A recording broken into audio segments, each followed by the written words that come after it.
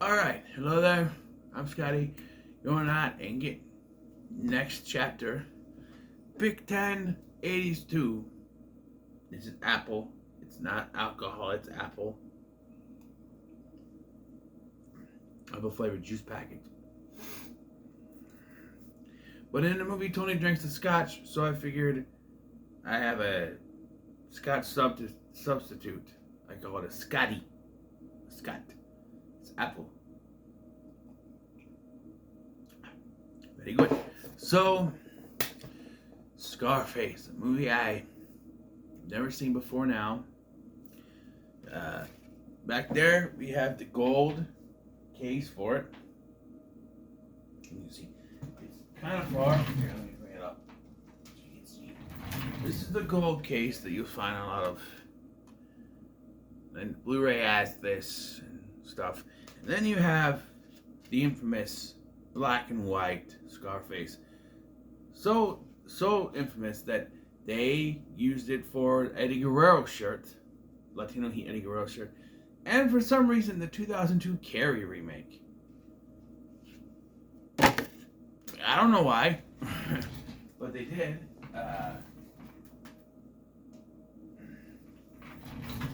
Yes. And so I want to stress this before I get started. I liked this movie. Okay, I liked it. There were a lot of good things about this movie, like the acting, the cinematography, the direction from Brian De Palma,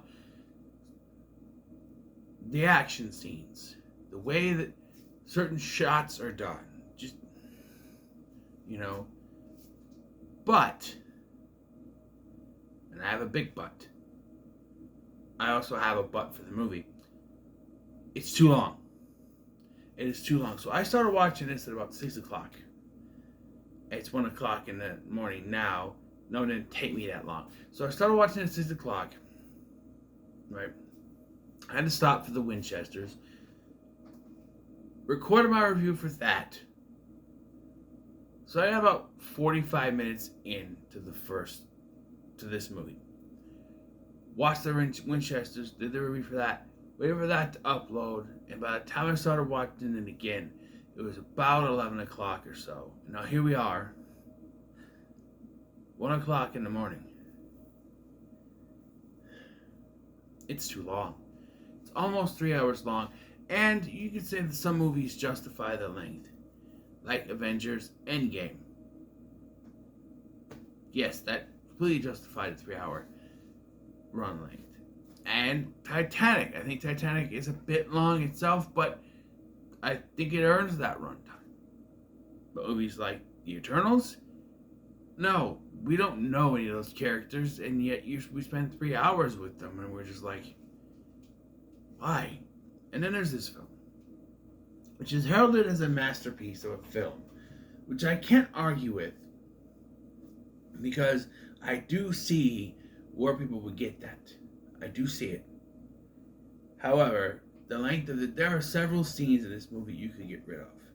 Like the scene towards the beginning of the film where there's this whole thing in a hotel room and a bunch of people get killed in this massacre, and I still don't understand why that happens other than to give us some gore. It just doesn't make any sense to me. Why did it happen? Why is this people getting killed? Why? There's also a subplot with his sister Gina, where he first goes over to his mom's house, and she wants nothing to do with him, and you could have communicated that in another way, just through dialogue. Oh, my mama, she wants nothing to do with me, nothing at all, so she gets none of this, something like that,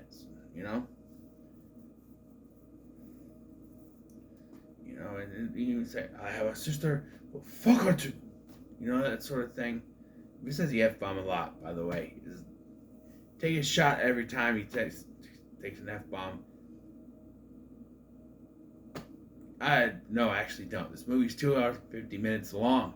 You'd be dead by the time. You had alcohol poisoning by the time. Anyway, there's that whole thing. And then the whole sister thing leads into a scene at a club where he attacks this guy that gropes her. And then it also leads to later where he finds that she is sleeping with his best friend Manny, or his right hand man Manny, and he kills Manny only to find out they were married, and then she gets killed by people working for this other guy, trying to kill him, which ends in a bloodbath, which we've seen in most trailers. All the trailers I've seen on DVDs for this, like I think one of the Fast and Furious has this, is a trailer, and you get the line, "When I want the world, Chico," and everything in it. "Say it to my little friend," in the shot, stuff like that. In the trailer, they show you the good stuff in the trailer, and they don't tell you it's 2 hours and 50 minutes long. You have to wait until the end of the movie to get the "say hello to my little friend" that we're showing you in this trailer. The world, Chico, that's towards the beginning, I think. But it's not to say it's a bad movie at all. It's not. I did like the opening shot of this, where they have the camera rotating around Pacino as the immigration or whatever they are asking him questions, and he's giving them answers and stuff like that. It's a great shot. I love that. And Pacino's acting is fantastic, albeit not a very realistic Cuban accent. He's not Cuban at all. He's Italian. So is Robert Loggia, who plays, the Frank in this. And also, I don't know if maybe you could take it out, but there's a whole thing where he's in love with Frank's wife, Elvira, played by Michelle Pfeiffer. And there's this one scene, great scene, where he sits to her and he goes, "I want to marry you. I want you to have my children." The whole thing. And he ends up murdering Frank and marrying her. And so he got what he wanted. And then they do this twist where it's revealed her womb is polluted and she cannot have kids. What was the point of the whole thing then? He wants kids. And I think the point of this movie is that it's his downfall. Like, no matter how far up the ladder he gets, it's gonna come crashing down. So he finally gets what he wants. He's at the top. He gets the woman he wanted, can't have kids. Things will start going on a downward spiral. Another scene they could take it now. There's a whole scene where he's talked to by this drug dealer guy, this Colombian drug dealer, whatever it was, Bolivian drug dealer, I think, to kill this woman she ends up having kids, and he changes his mind.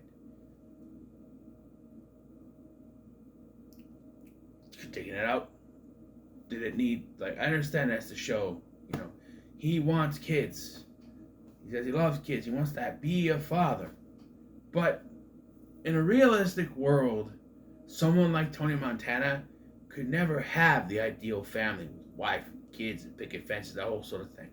He's a drug dealer. He's got mounts of cocaine on his desk. He could never have that. It's an unattainable thing to begin with. You know what I mean? If they wanted to get that point across that it's unattainable, then the one thing is for them to have a fight where she finally says, "Enough, I'm done." And before she leaves, she goes, "By the way, I'm pregnant," and leaves. Drives off on his ass. So he had it in his palms, but he fucked it up. Instead of just having her womb be polluted, and so he can't possibly have kids with her, how about showing us that he had it? He had it in the palm of his hands, and he fucked it up. I think that's the whole point, is that he fucks himself over in this movie. And that would have worked much better than just saying her womb is polluted so he can't have kids. That sort of thing. You know what I mean? And Pacino was giving a performance a lifetime in this movie. He is fantastic from beginning to end. with a million F-bombs per second in this movie. I mean, even if I recall stuff, dude, if you stop saying fuck so much, son of a bitch, what the fuck do you want from me? The whole thing, but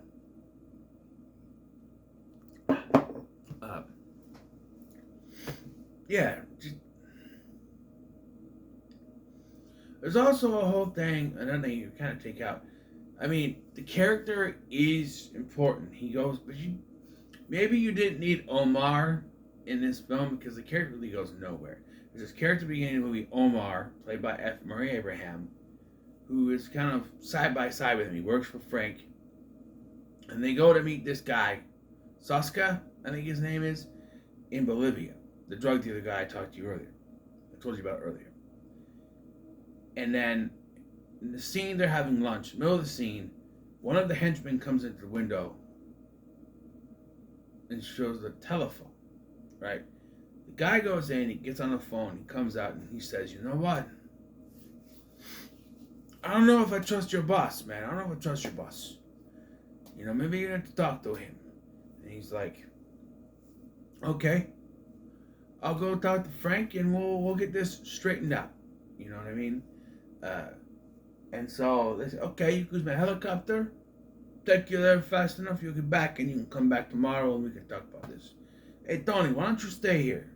And right away I went, okay, he's fucking dead. Something happened with the phone call, they're going to kill him. Turns out this guy's a police informant and they killed him. They kill him. They hang him from a helicopter. They kill him. And it's like, this character was pointless. Especially since you have a guy later, Harris Yulin's character, who is another police officer, a crooked cop, working for Frank. Okay. So if you have a crooked cop, and there's a police informant, shouldn't that, cancel each other out there? Shouldn't it be like, whatever the informant tries to do, the crooked cop can intervene and stop him, or block him, or say he's lying? I don't know. But what's the point of having a police informant if you have someone who's a police officer that's in on the job? Why have both? You know what I mean? And that guy is also inconsequential because he also gets killed after Frank does, which he could have had a better purpose in the film. Why don't you make this guy the guy that goes with Tony? And he's a police officer, but he's crooked. And so he's going to guarantee that the narcotics go through because of his crookedness. That would make more sense than this guy's just a police informant. And the scene goes nowhere. And you basically waste, a performance from F. Murray Abraham, who's a fantastic actor, but he's gone from this film after that. So, I don't know. For me, that just didn't work, I guess. But, like I said, there are scenes, like the way this is shot, I want to go to Miami now, because it looks so good, the way it's shot and everything, it looks real good, and just, Pacino's attitude as Tony Montana is just fantastic. By the way, Tony Montana, I thought it was Italian. Montana seems Italian, more Italian than Cuban, but what do I know? And what else do I have to say here? I don't think if they remade this today, they'd probably actually get actual Cuban people. You know what I mean? I do have an issue. And it's not with this film. There's another issue I have. They were going to make a sequel to this. I looked it up before I saw the end of this movie. Although I knew he was going to die, I figured. So they're going to make a sequel to this, starring a guy who was going to play Tony's son. How? How would that work? It is very. They were gonna make a sequel to this, where this guy was gonna play Tony's son. Problem is, he never had any children, His wife's womb was polluted, so they didn't have any kids. I don't think there was anyone else he was with in this movie, at least not for more than a hiccup. He only had interest in Elvira. So who is it? Who is the mother? Where did this come from?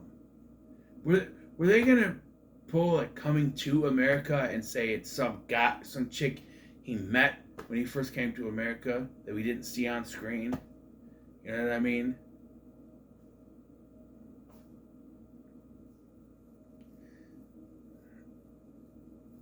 Seems to be a way to do it, right?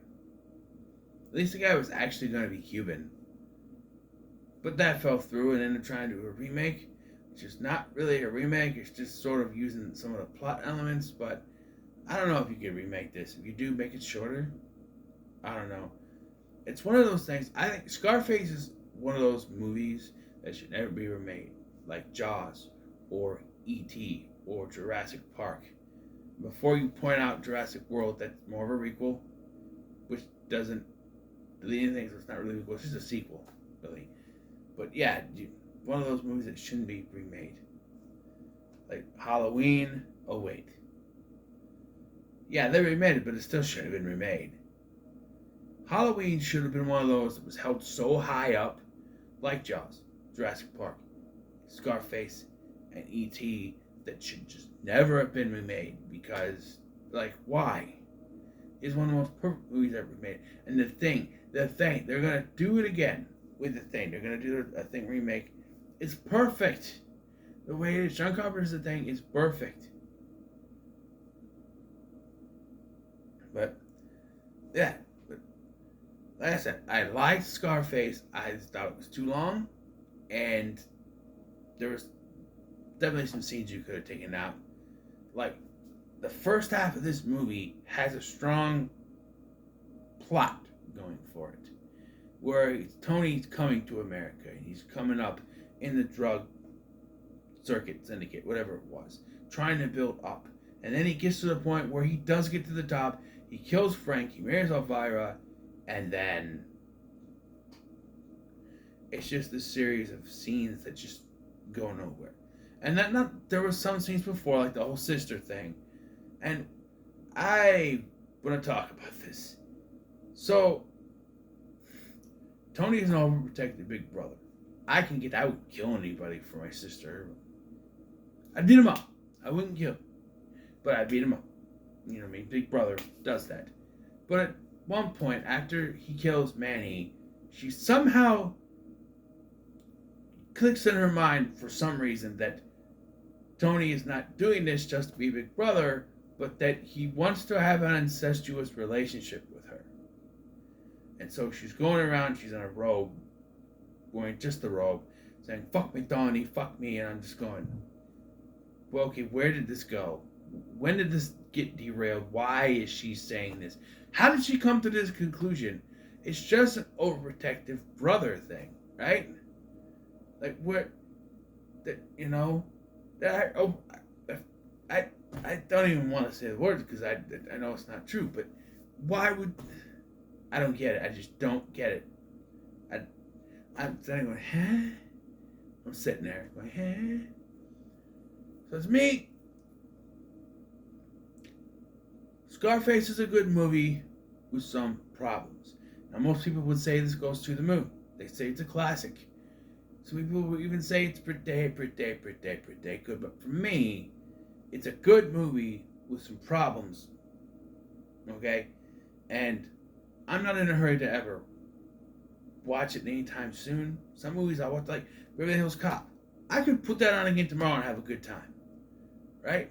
Short Circuit. I could put it on again, be entertained, that sort of thing. This one, not in a hurry to rewatch it. And so, for that reason, Scarface sits firmly in the middle of the road. Sorry to say, but it does. Alright. Heat is on. Alright, so let's go ahead and roll the dice here. Let me get a drink of the apple.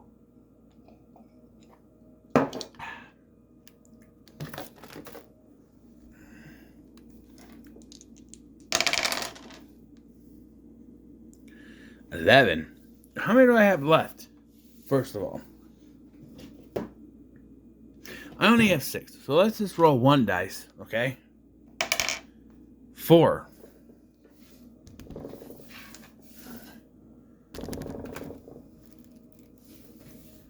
4. 1, 2, 3, 4. Alright. Let's see what we get. Stripes! Okie dokies. I will watch that tomorrow. It's good to have a comedy after I've just watched a very serious movie. I mean, very serious movie. There's barely any comedy. Like some stuff at the beginning with Tony is funny, but overall, it's a serious film. So, what are your thoughts? Excuse me. What are your thoughts on Scarface? When it comes to, like, share, and subscribe. Thanks for watching. I'm Scotty, and I'll see you in the next one.